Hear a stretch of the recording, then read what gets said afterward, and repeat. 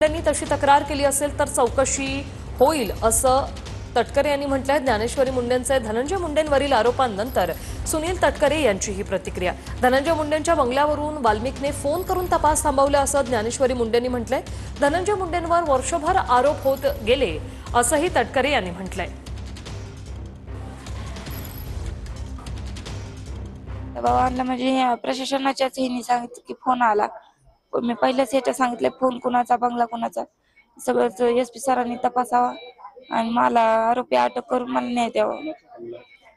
बंगला आपल्या धनंजय मुंडे साहेबांचा बंगला आहे परळीत। त्यांचं सगळं कारभार वाल्मिक कराडांना सांभाळतात। मग त्यांना जेलमध्ये आणून एसपी सरांनी खुद स्वतः त्यांची चौकशी केली पाहिजे की तुम्ही का फोन करून तपास थांबवला। वाल्मिक कराडची तपासणी केली पाहिजे एसपी सरांनी। संशय त्यांचे बी नाव नाही दिले, माहिती असते तर माझ्या फक्त प्लॉटिंग साठी मी झालेला आहे म्हणत आहे। असेल तर चौकशी होईल।